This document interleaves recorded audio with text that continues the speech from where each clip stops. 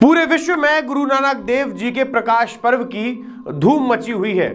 अलग अलग स्थानों पर अलग अलग कार्यक्रम आयोजित हो रहे हैं। इसी दौर में मध्य प्रदेश के इंदौर में भी एक कार्यक्रम आयोजित किया गया। उस कार्यक्रम में मध्य प्रदेश के पूर्व मुख्यमंत्री कमलनाथ को बुलाया गया। जब कमलनाथ उस कार्यक्रम में पहुंचे तो मंच पर बैठे सिख संत और कीर्तनकार भड़क गए। साथ ही मंच से कमलनाथ का विरोध करने लगे और उन्होंने कहा कि आज के बाद मैं ये प्रण लेता हूं कि कभी इंदौर नहीं आऊंगा। और कमलनाथ अपनी नजरों को झुकाए हुए सिर्फ उनके शब्द सुनते रहे। नमस्कार, मैं आशुतोष भार्गव, आप देख रहे हैं आयुध।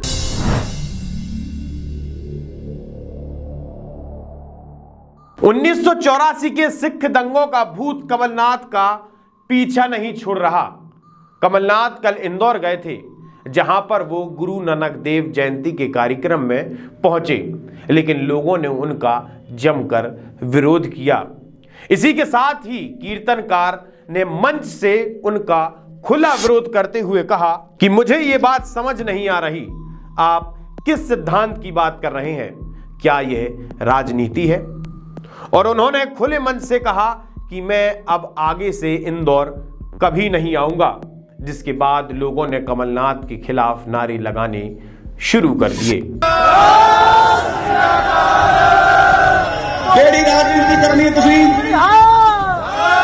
और रहन दो तुसी जगारे और तुसी नहीं जगारे छड़नी। सिख दंगों को लेकर लगातार कमलनाथ घिरे रहते हैं, जिसके ऊपर एसआईटी की जांच भी चल रही है।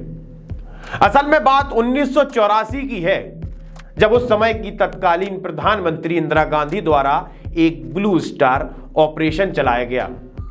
इस ब्लू स्टार ऑपरेशन में आतंकवादी जनरल सिंह भिंडरावाला को सेना ने मार गिराया था, जिसके बाद सिख समुदाय में काफी रोष था, काफी गुस्सा था। जिसके बाद इंदिरा गांधी के ही 2 सिख अंगरक्षकों ने इंदिरा गांधी की हत्या कर दी।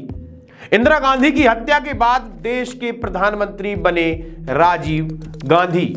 राजीव गांधी को गुस्सा था। उस समय राजीव गांधी के खास मित्र थे, खास व्यक्ति थे मध्य प्रदेश के पूर्व मुख्यमंत्री कमलनाथ। राजीव गांधी के सत्ता संभालते ही पूरे देश में सिख दंगे भड़कने शुरू हो गए। पंजाब, हरियाणा, दिल्ली, उत्तर प्रदेश और बिहार में भी दंगों की आग भड़क गई। इन सिख दंगों में देश के लगभग 5000 से ज्यादा सिखों के कत्ले आम कर दिए गए। बात देश की राजधानी दिल्ली की है, जहां पर सिर्फ दिल्ली में लगभग 3000 से ज्यादा सिखों का कत्लेआम किया गया था।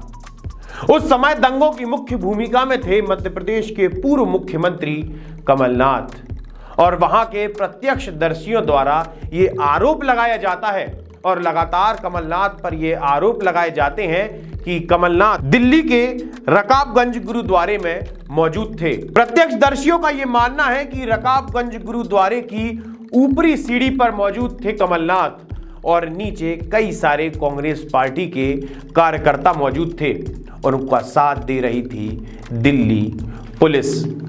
अचानक से ही फायरिंग होने लगती है और कई सारे सिखों का कत्ले आम होने लगता है।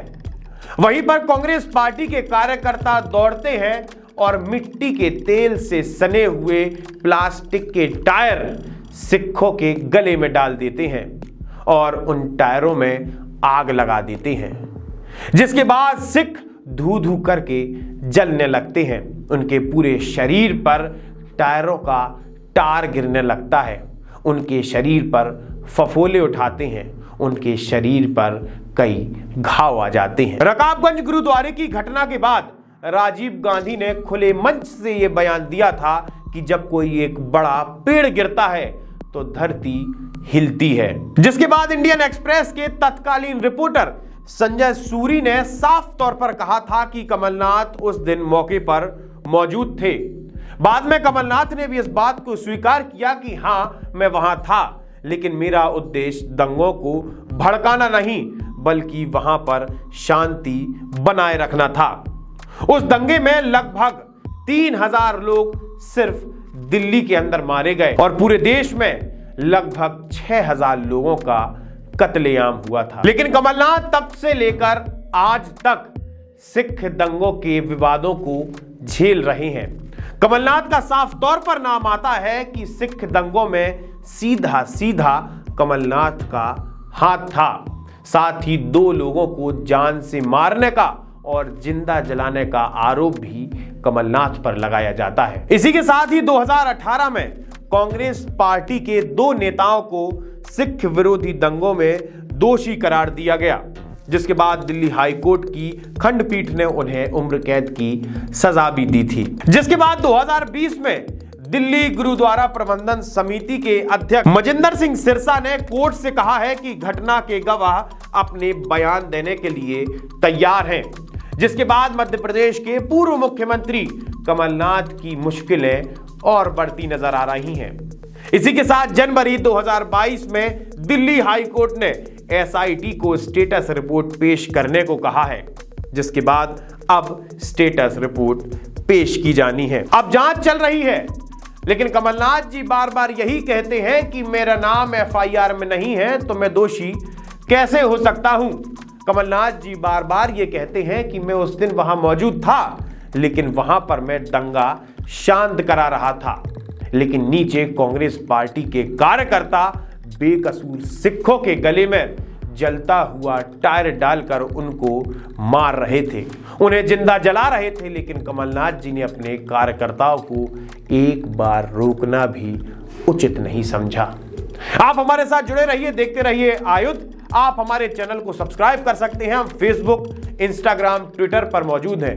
आप वहां पर जाकर हमें लाइक और फॉलो कर सकते हैं। आपका बहुत बहुत धन्यवाद।